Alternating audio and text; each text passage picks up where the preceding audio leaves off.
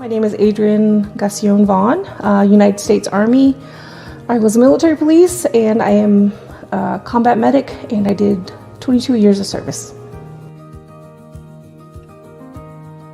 I joined 1992, right after high school. I did my graduation summer and then I joined in September. I got out the first time in 1998 in Germany, and I got called back to active duty in 2000 Twin Towers in 2001, I think it was. And from there, I've been in until 2018 when I retired. I come from a long line of military service members. I have my uncle, Christy Gassion, my grandfather, Armstrong Dan Gassion, my other grandfather, Armand Dan Gassion. And on my mother's side, she's also had some relatives that have been in the military. But I think it was a big surprise when I told my classmates and high school friends that they're like, the military, I was probably not the person they thought that would go. But I grew up on just the military history. I learned a lot from the encyclopedias and a lot from the pictures that he had from overseas, Okinawa, Vietnam, Alaska. My grandfather was Air Force, and of course the recruiters came to the school, you do your ASVAB testing. And there was a selection of Marines, Air Force, and Army. My father was a big influence when he said, you can probably pick Air Force or the Army. Marines is a lot of infantry based, a lot of boots on the ground. He said his father was Air Force, but they traveled a lot and there wasn't a lot of duty stations, military bases that they can go to. And I talked to my health teacher, which was Mr. Scott Hawkins, and he was military. And he said he was in the Army, and he says, I used to jump out of helicopters and airplanes. And I thought that was so cool. So I talked to the Army recruiter, and he says, whatever job you pick, we will try to make it happen. And he took me through the step. He drove to see my father and I, and he really made an impact on me of how professional he was and how, I think, caring he was. But of course he was a recruiter, so that's their job. But that made an impact on me that was what I wanted to commit to, was the United States Army. And I have no regrets. You grow up on the reservation, so you're pretty much confined to that little area, and I wanted to see the world, and that was the opportunity that the military gave me. So when I went to basic training, I met a lot of people from different backgrounds, and that was in Alabama. I didn't have an accent, so people couldn't figure out where I was from. But I could tell, different areas of the United States all in one area. They call it trauma bonding, and it's because you go such a significant life-altering event, basic training, so you have to really connect with these people, and you have to learn where they come from and who they are. And a lot of times I was mistaken for being from the islands, Hawaii, or Filipinos, or they thought maybe I was Asian, because a lot of people didn't realize that there were still Native Americans that were in the United States. So when I told them I was from the Southwest and I'm San Carlos Apache, they would ask if I still lived in teepees or pueblos. How did I get to school? Did we ride horses? And then what religion I was, and I said it doesn't matter what religion you were. We have Catholicism and Lutheran and Baptist and Mormon. Pretty much when they do the recruiting and the statistics, and where everybody did a study of enlistments, it's always the minority, the biggest brand, or the biggest ethnic background would be the Native Americans, regardless wherever they are in the United States. The Sioux Indians, the Cherokees, the Seminoles, the Navajo, Apache, the Muskogee, every branch out there of being these tribal members, it's always, we're the minority, but we have the biggest numbers that enlist in the United States Army.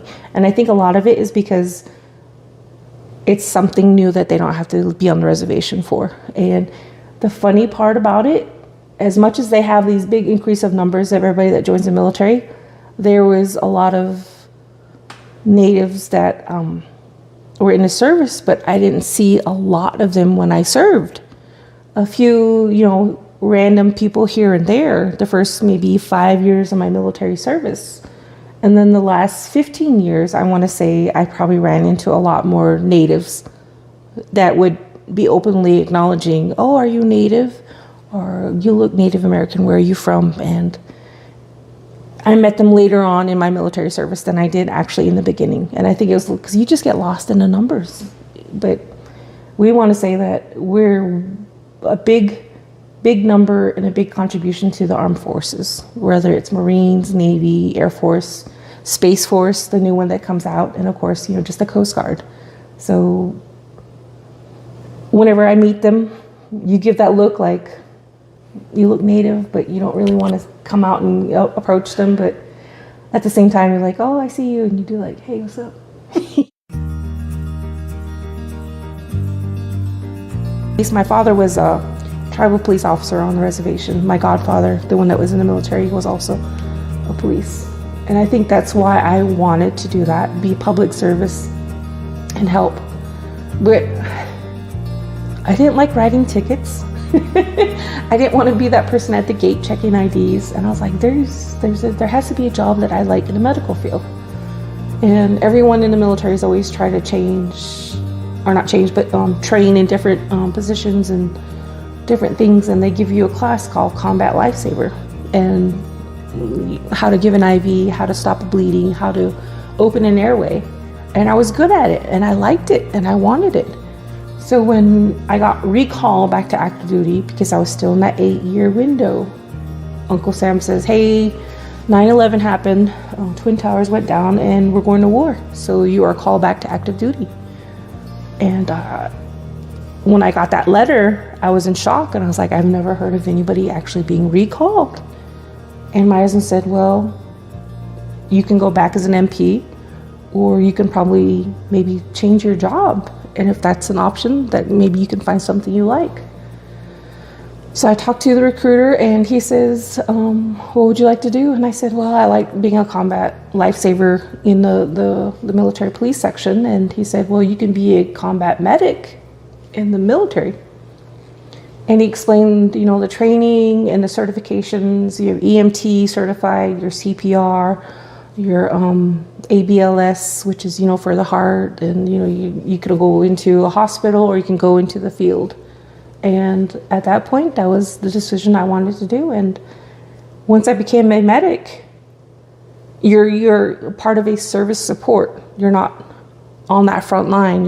You're there for the soldiers, of the troops, for the troops is what the MP's motto is. And for the medics is to conserve the fighting force. And that's, every branch of the military's got their own little mottos and stuff. And that's part of what I did, just to keep our soldiers going and being there and supporting. And I love the military medic portion of the whole time. And I tell everyone, there's so many branches in the medical field, but at the same time, for everyone that's getting ready to retire or getting ready to get out, I give them advice. Make sure you do this, get all your medical benefits, make all your appointments, all your aches and ailments accounted for, so that when you get out, that you're accredited for the service that you provide.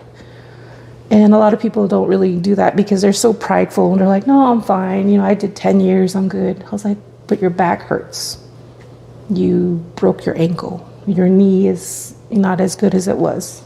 And I tell them, the Army takes you in your youth, they take the best and greatest of you at that timeline, that it's only right for you to make sure you reap the benefits that you sowed for the military. So if you're entitled to being supported after you get out of the military, then, I'm that person as a medic that says, make sure you do this, make sure you do that. And I have no regrets of being in the military, just in the medical field.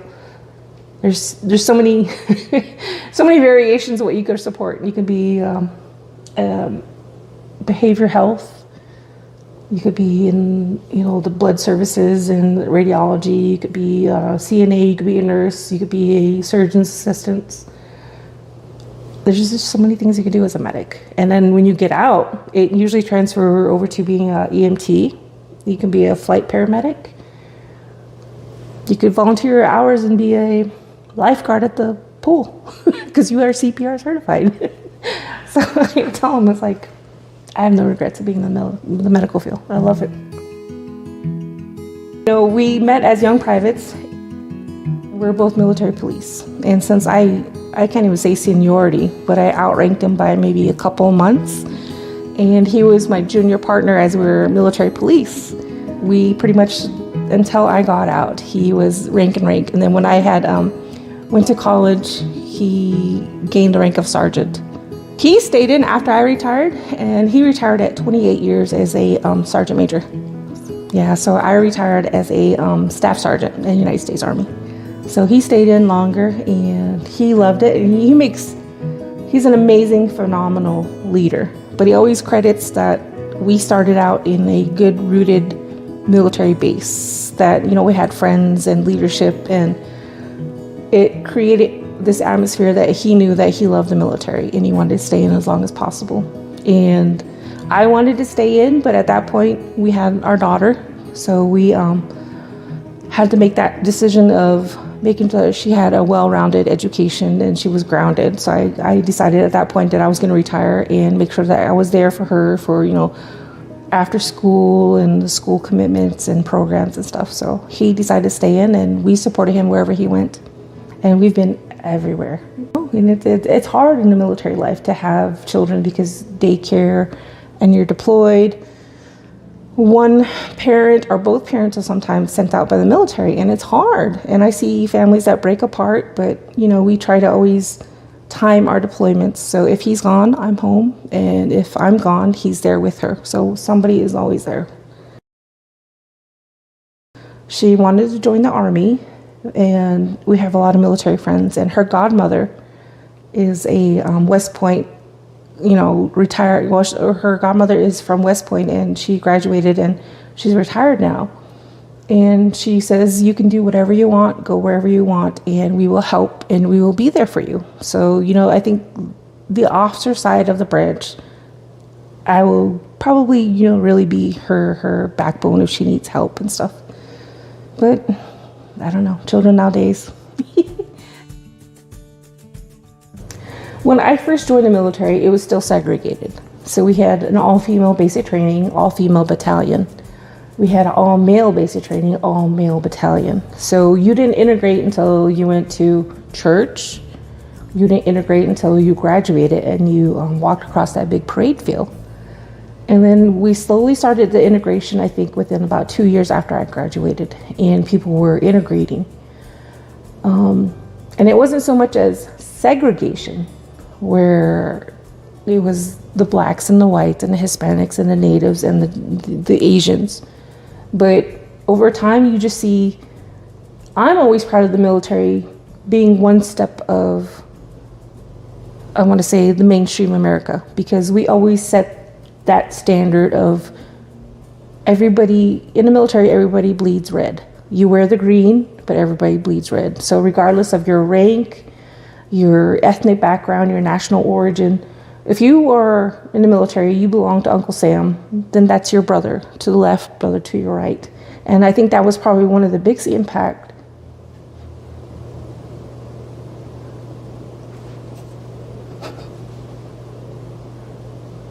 It made me really patriotic to know that there was no doubt in my mind, whoever I served with always had my back. They always had my six. And you make lifelong friends, regardless of wherever they come from. Whether it be a Somalian from Minnesota, you know, the harsh life in Mogadishu was one of my best friends in Hawaii, you know. And another girlfriend I met was from Kayenta in Navajo land. And my first battle buddy was from Massachusetts, and I was always happy that she was with me, and she was taller, smarter, faster, beautiful, but she always backed me up, and I always loved her because she knew Stephen King. I think the biggest thing wasn't so much as being as Native American. I think it was just being a military woman. Because I think when I first joined, the first impression a lot of people that had was like, oh, you'll meet someone, you'll get pregnant, you'll get married, and you'll leave. So your sustainability is maybe 2-3 years. That's all you're giving to Uncle Sam.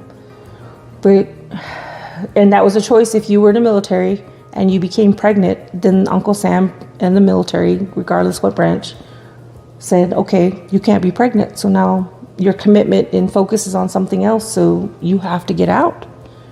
But when I was joining, it's an option. You can get out or you can stay in. And I think a lot of times there was that bias of like, well, women can't be in combat. Women can't be serving overseas in tours. Women can't serve with infantry. But I'm going to tell you, as a combat, well, not even as a combat medic, as a military police woman, a soldier, you're expected to be in combat on that front line. You are doing the route controls. You are being that first impact that a lot of outlying forces will encounter. And it helps sometimes to have a female in your group. When I was in the military, I was maybe one female out of 20 assigned to a platoon. And when we did our patrols out in Bosnia, it was all males, and there I was in the midst of it. And they didn't treat me any different. I didn't want to say they coddled me. They pretty much expected me to carry my own weight and, to be part of the team, and that's what I did. I think over time, you come into that combat situation, and there are probably, for every female out there that stood her ground and fired that round back, stood her ground and didn't run, there was maybe a younger, scared soldier that maybe had retreated. So I always say that it doesn't matter who you are and what you have has integrity in your heart. And then when we deployed, and everybody that went to Desert Storm, everybody that went to Iraq and Afghanistan, you had females in those patrols that were getting shot at, that were getting bombed. And I switched to MOS from being a military police and being a medic assigned to an infantry unit that it was a suicide mission out to go clear these routes. And you knew that the route wasn't cleared, so you had bombs that were probably left and right. So you didn't know what you were going to get to. And if something happened in the front, they didn't yell specialist, sergeant, or whatever. They yelled medic. And it didn't matter if you're a female or male. As long as you knew your job to save a life, to sustain life, that golden hour, the platinum 10 minutes, you knew how to do a 9-line. It didn't matter if you were male or female. As long as you knew your job and you wanted respect. I think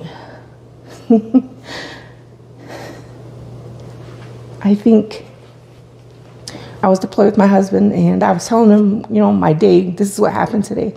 This is what we were doing. And I said, I knew that I won the trust of my soldiers that I went out with when they called me Doc. I said, Doc. And I'm tired, I'm dirty, you're just drained. And I was walking to the chow hall, and I was walking with some other soldiers, and they're like, hey, Doc. And I look up, and I'm like, what's up? And you just keep walking. But I was so proud.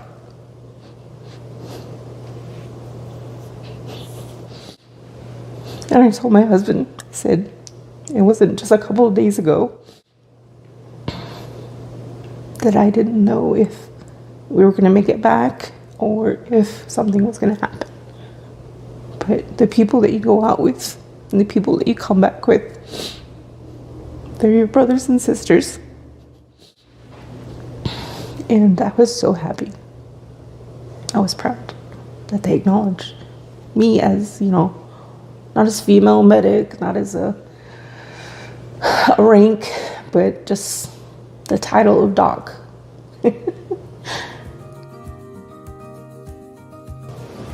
I am a proud veteran. My godfather, when I went through my sunrise dance, I just knew he served in the military. but I didn't realize the history of his service. And he was a Vietnam veteran, and he had earned the Purple Heart. And he had served with the Special Forces. And it wasn't until I joined the military that he came forward and told me, who he was in the military and the services that he provided. And he tells me that his near-death experience and how he tries to make every moment count when he comes home. And now that he's home, he's lived a good life. And he tells me that I need to do that too. So I do. I have a beautiful daughter. I have an amazing husband. And I'm blessed.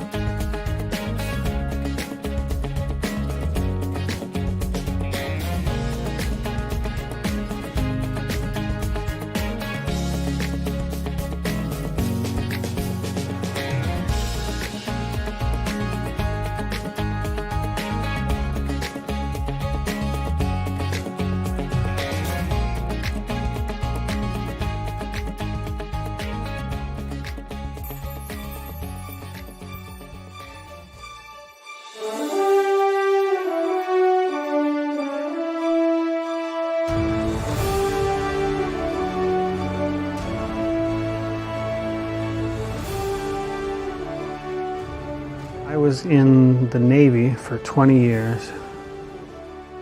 At the time I retired, I was E6, First Class Petty Officer. It was terrorists blowing up buildings in New York and DC that got me thinking. I was a truck driver at the time. I was driving 48 states long haul, and I was not completely satisfied with the job, and had a wife and a young son at the time, and just looking for other things. And then when 9/11 happened, I really started to feel like maybe there was something bigger that I could do. And my father was a career Navy, and I always admired that, but I never thought of myself as a one that would join the military. But 9/11 kind of changed that and got me to think of things that I hadn't thought of before. I went to boot camp in March of 2002, and I was in the Navy for 20 years, and finally my official retirement date was last part of September 2022. So when 9/11 actually went down, I was age 30, a lot older than most recruits, but still within limits. In fact, after 9/11, I think some of the recruiting, they opened up some things that had been previously closed, and I think they relaxed some of the age limits. The Navy especially, they were flexible with the age. I think at the time you had to have some waivers to be as old as I was, but they were taking people as old as 32 with waivers, and I was age 30 when I went to boot camp. I was probably the oldest one in my boot camp division. I think a lot of the other recruits, not all of them, but I had some where they kind of deferred to me for, everyday questions. I didn't know any more than they did. I was, still trying to figure things out like everybody else, but maybe a little bit of age wisdom. Even though boot camp is a really difficult situation, they try to make it mentally difficult for a little while, just to see what you're made of. And it was hard, but I think being older and having gone through some other things and having a family to support at the time, I was pretty confident. I am third generation Navy. My grandfather, my dad's father, was on a ship the USS St. Louis, and that ship actually, it was a cruiser, and it happened to pull into Pearl Harbor 2 days before the bombing, and they were actually there for the bombing, and they were the first ship larger than a destroyer to make it out of the harbor during the attack. So he was a Pearl Harbor survivor. He was president of the Pearl Harbor Survivors Association Los Angeles chapter. My father joined the Navy not too long after high school, and he was in for a career. He did 27 years. He was in Vietnam actually when I was born, and he has a telegram that he received while he was in Vietnam telling him that he had a new son when I was born.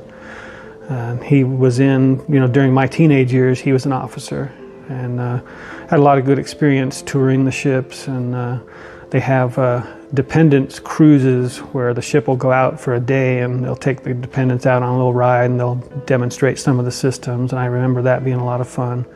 So I had good memories of my dad being in the Navy while I was young, and I always thought it was pretty cool, but never thought of it for myself until of course I did.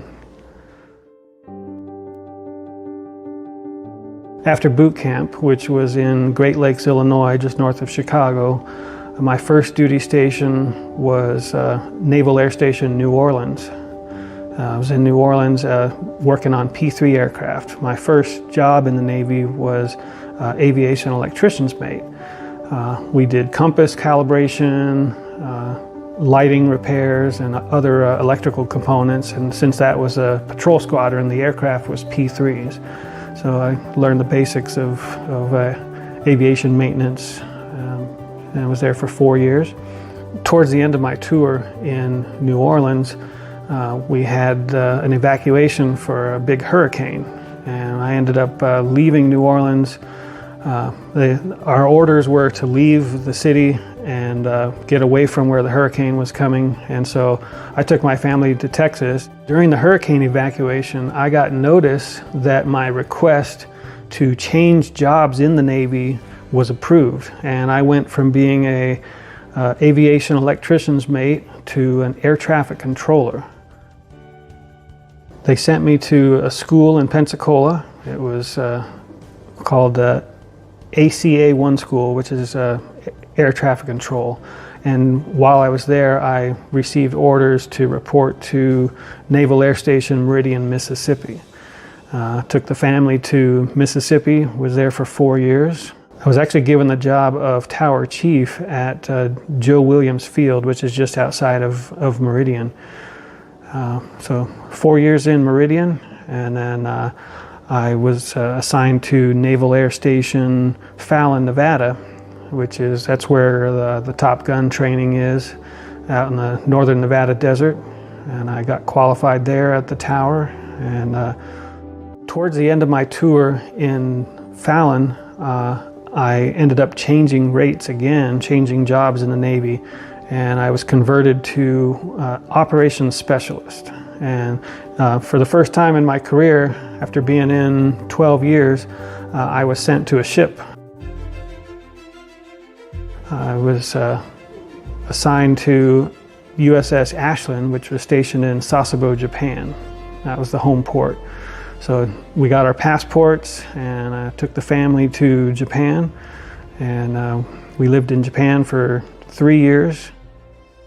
Ashland did a lot of patrols in the South China Sea and around Eastern Asia. Ashland is a dock landing ship. Its mission is to carry Marines to a place where they can do an assault or whatever their mission is. We take on board a Marine Expeditionary Unit, and they sail with us to wherever it is they need to go. And then my job as an operations specialist was to oversee the launch, as we'd get as close as we could to the beach where they're going to do their landing. And then we would turn around, we'd open the back door of the ship, and whatever craft the Marine brought with them, whether it was hovercraft or it was AAVs, they would launch out, and then they would go to the beach, and then we would sail around in circles for a few days until they were ready to come back. We do a lot of joint exercises with the other countries. We did big exercises with Korea, Thailand, Malaysia, and got to meet some cool people that way. A lot of sailors or a lot of other foreign sailors that would come and embark on our ship for a little while, and we get to know each other pretty well. It was really fun. The navigation for those beach landings was partially, we would help with that, but it was planned out by the operations officer, and we would know very, very strictly what coordinates we would need to be at. And the ships all, they're on GPS signals, and we can get very precisely where we want to be. And there's actually these lanes drawn out in the water where the Marines know exactly where they're going to go and where the ship is and how many miles and feet it is from the shore. And they go right up there, and then we kind of, go back out to the ocean and wait until their exercise is over. One of the things that I did that I enjoyed the most was I was a member of a team on the Ashland called the VBSS team, Visit, Board, Search, and Seizure. And our job was to train to board hostile vessels, whether they were cargo ships or any type of vessel that we thought might be carrying contraband or anything in violation of international law. We were trained to board those ships and forcibly search them. And the training that team got was super valuable. It was fun, and it was made you nervous sometimes, made you a little scared. But it was a great experience being on that team, being able to do those exercises. Some of the exercises we did in VBSS team were with foreign militaries. In fact, we had a Filipino VBSS team that went with us on a training boarding, and we went all over the ship we searched the cargo compartments. We got the crew into one place so we could check all the documents, and everybody was in on the training, and so it was a fun exercise. Later I was on a carrier, USS John C. Stennis. My job on the aircraft carrier I was the air defense weapon coordinator, and what that does is I had a team of people, about 5 or 6 sailors, that would report to me as they were monitoring radar scopes. And our job was to evaluate everything in the air around the ship to ensure that, whether it was hostile or neutral or friendly, anything within our radar range, which is about 250 miles, we can detect things in the air. And our job was to evaluate those air contacts and pass on the information to the TAO, the Tactical Operations Officer. And we did a round the world tour and went to see some really cool ports.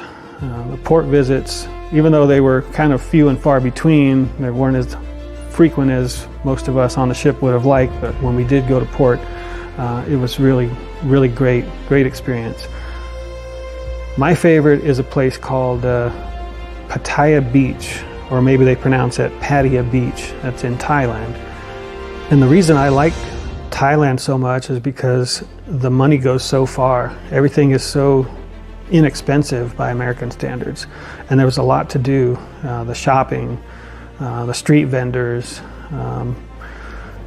so much to see, and tours to take, and some of the Buddhist temples that were there for touring. It's just amazing. The pictures don't even do them justice. It's really cool to see.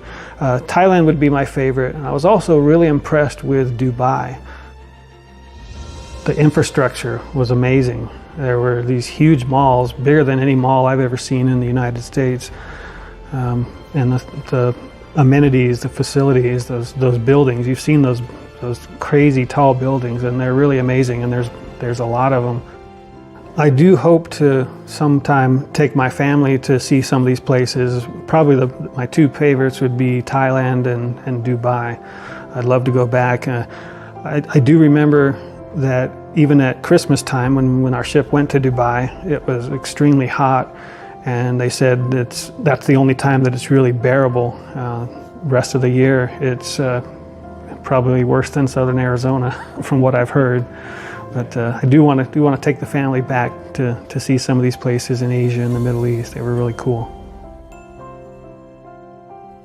Being on sea duty is really hard on the family. It really is. When the ship goes out and you know it's going to be out for a while, it's me personally. It was kind of a depressing time, and I had buddies on the ship, and we kind of supported each other, and we were able to keep in contact really well. Not like in my dad's day, where he had to wait on mail, and the helicopter had to take the mail to the ship wherever the ship was. We were able to keep in contact on a daily basis, and that made it a lot easier. I got to, if not write to the kids, real time online. Sometimes we could talk on the phone, and that did make it a lot easier. And it was manageable, but a ship deployment is a tough time. It was definitely hard on me. It was eye-opening just how hard it was as a junior first starting out. And anybody who's going into the military has to be ready to deal with things that don't seem to make sense, because that's kind of how the game goes. A lot of things that the government does, and especially in the military, they defy common sense. But it works out. They take good care of you, and they make sure your needs are met, and they make sure your family's taken care of. Even from the very beginning, as a junior sailor, my command was always concerned about how my family was doing, and made sure that I was able to take care of things. So if there were any surprises, maybe it was just wading through the usual stuff that a junior has to go through before they're able to get some seniority. But there were good days, there were bad days. Overall, it was a good experience. Like I said, they took good care of our family for 2 decades, and great experience. Got to see a lot of things, do a lot of things, learn a lot of things. I have a son who's early 20s, and he's actually making plans to join the Navy. He's got a degree that he's almost finished with, and his plan is to go to officer candidate school and go in as an officer. So we're excited, very supportive about that. Being a veteran now, it's sort of it's an interesting identity that I've really come to like.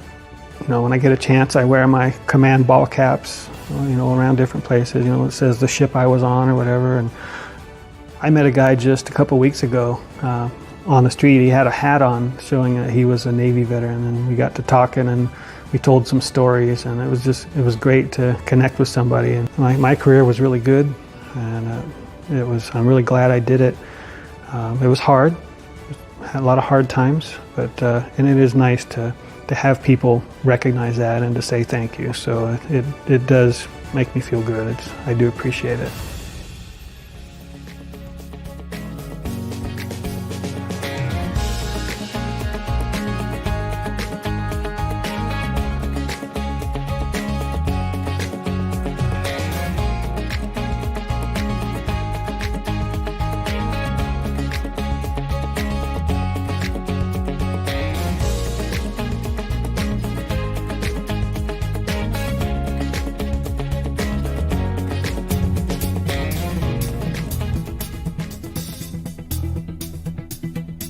I was in the Gulf War, Desert Shield, Desert Storm.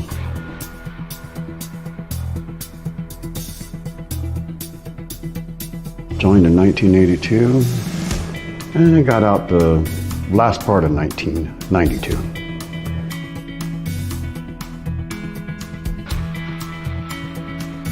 First duty station was Fort Bragg, North Carolina with the 82nd Airborne.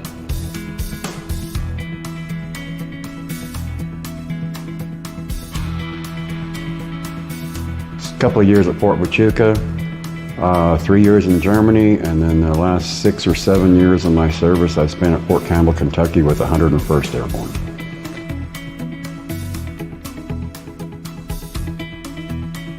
United States Army taught me how to jump out of airplanes, which was a blast. Yeah.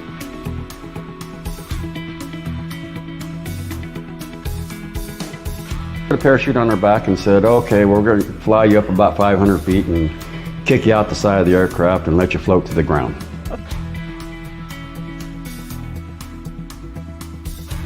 Jumped out anywhere from 2,000 feet down to 500 feet. It was part of the air assault with Fort Campbell, Kentucky, where you fly up in a helicopter, they throw a rope out the side of the aircraft, and you got to rappel out of the aircraft and onto the ground. Aircraft flies over, you go into a combat zone. They kick you out at 500 feet, which is a tactical jump, and as low as they can drop you. And to get into where it would take you a week to drive in with the vehicles or with other kind of equipment, but the airborne could drop in above. Death from above is what they used to call it in some cases. And we would go down, we'd jump out of the aircraft and have weapons in hand, and was able to fire weapons as we were floating down if we were the first ones out the door. 11 years in the United States Army. You're going to defend this country, friend or foe, domestic and foreign.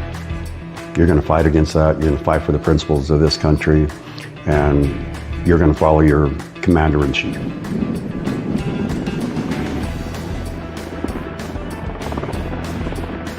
We need our military.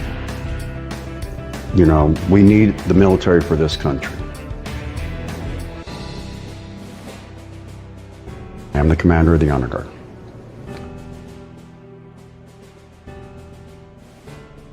We have our people, we have rifles there that'll shoot the 21-gun salute. We have the flags out there. Hopefully we have, you know, all the flags, the U.S. flag, Arizona, POW, and a branch flag of whatever branch they were in. We have a certain program that we go through.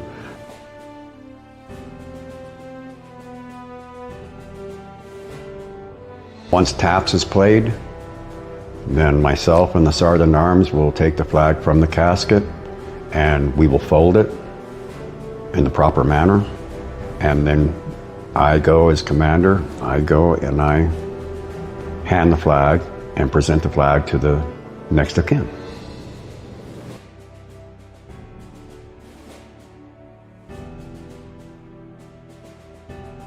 And I'm proud to do it. Whether they went into combat or not, it doesn't really matter. They were in service, and it took a phone call away from the President of the United States to send them into combat. And they were ready and prepared to go if necessary.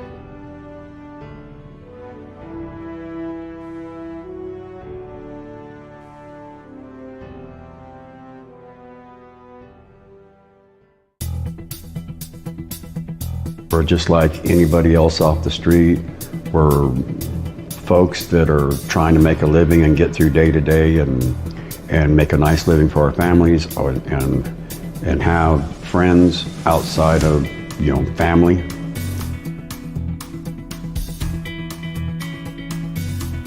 It'd take me all day to write down everything. The reason I say it would be a good reason to join the military, and I probably still wouldn't hit all the points. You go into the Marine Corps, whether you go into the Navy, whichever branch of service that you so choose to go into. So many jobs that you can go into throughout the military that relates and carries on to the outside world, to the civilian world. And if you're one of those people out there or young people that, you know, want to learn something different, it is a different culture, it's a different way of life, but it doesn't take a person very long to adapt to that way of life, or at least it didn't for me. There's so many opportunities, you know, way better opportunities now today than what there was when I was in service. The training is phenomenal. Robert Lane, United States Army, Sergeant E5.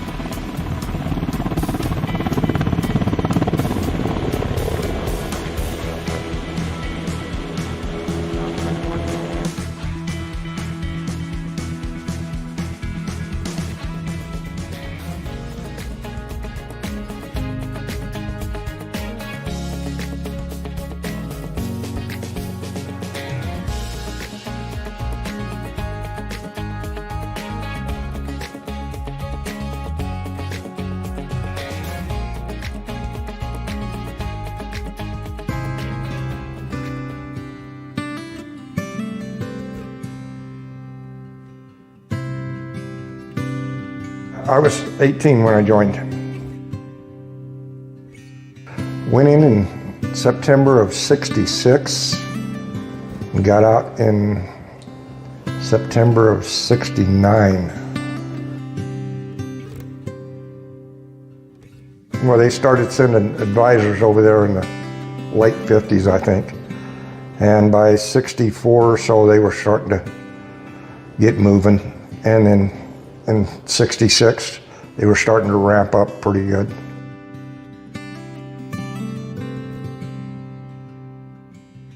I think 6 of us were sitting out in front of the school, and nobody wanted to go in and register, and everybody said, well, what do you want to do? And one of the guys said, well, I'm gonna go join the Army. And so I think there were 6 of us went and joined together. They sent me back, went to Phoenix for physical and stuff, and my hearing was bad, so they sent me back, and everybody went on, and I went to the Army recruiter, and he says, oh, you want to be a mechanic? You don't have to hear anything. So they went ahead and signed me up.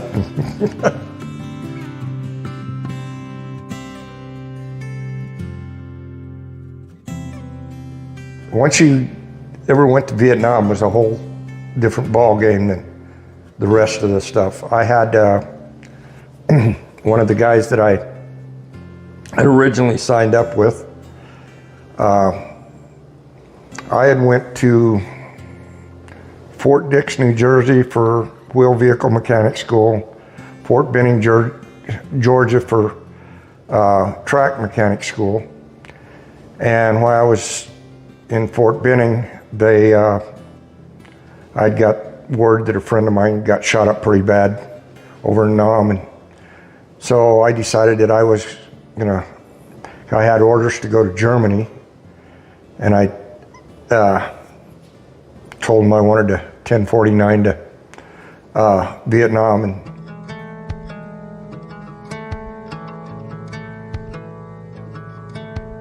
I was in Nam 2 years.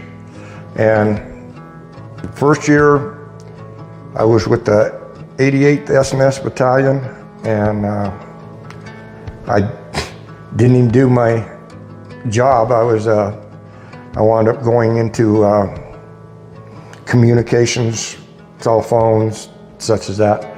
And that's what I did for a year there.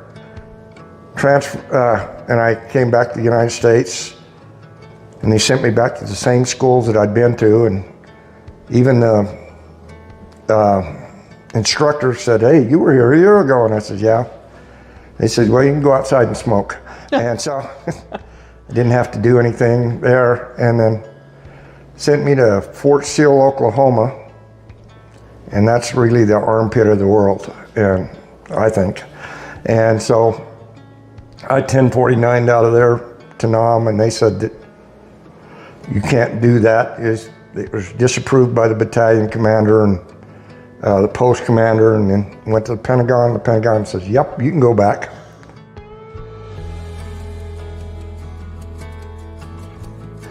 And so when I got off the plane, I was going back to the same place, I thought the same everything. When I got off the plane, there were some people there from the 4th Infantry Division, and they says, oh, you have an MOS as a tank mechanic? And I said, yeah. They says, well, you're going to 4th Infantry Division. I said, no, I'm going 88. No, you're not. You're going to 4th Infantry. So I went to base camp, stayed 2 days, and then spent the next 9 months out in the boondocks.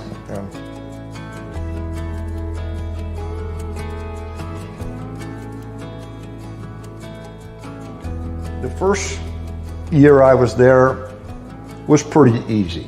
It really was. We'd get fired upon every once in a while, mortar rounds here and there, and it wasn't nothing really bad that I thought. And so when I went to the 4th Infantry Division, that was a whole different ballgame. And like I say, first year we stayed basically in camp most of the time. And like I say, when I went over the second time, I only had 9 months left, and I spent the 9 months out in the boondocks. We stayed out there.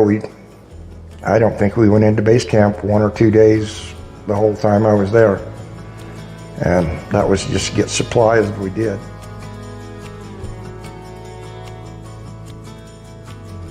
I worked on what's called a VTR, Vehicle Track Recovery. And it weighed 56 tons. And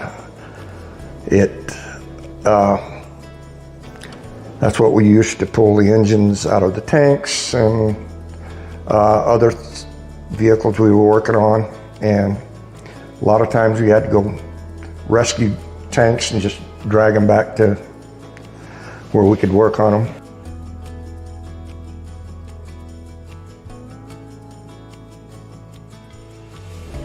Had a little LZ or whatever that we had, let's see, about 6 tanks and 4 or 5 armored personnel carriers, and I don't remember, probably 50 people, and that was about all we had there, and that's what we held the whole place with, and that's what we did.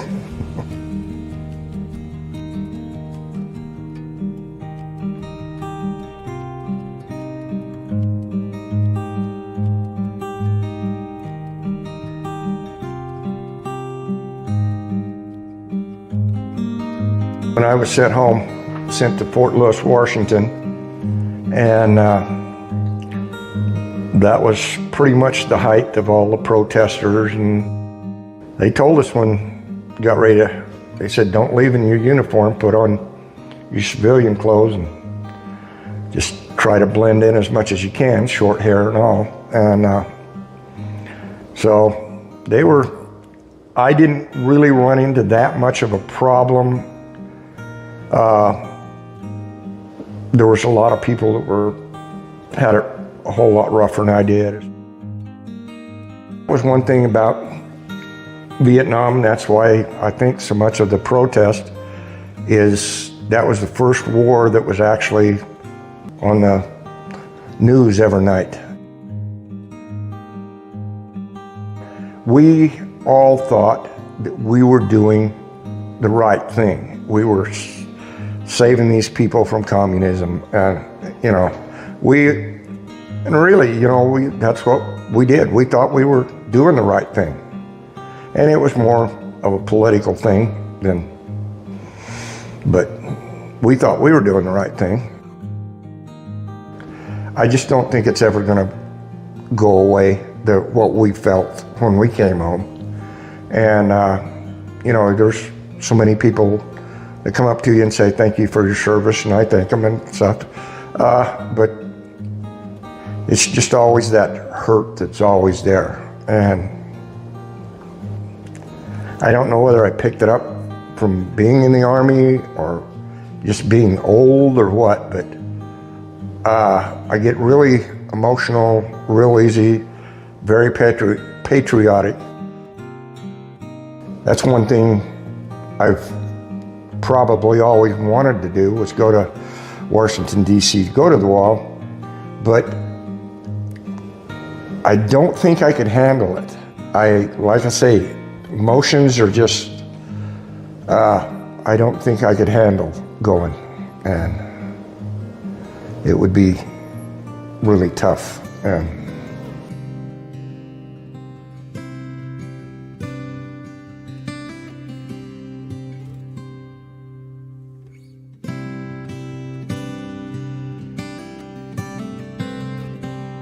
Like I say, there was a few times that it got kind of rough, but I made it through it, thank goodness, and so a lot of people didn't, but I'm real happy that I did, so.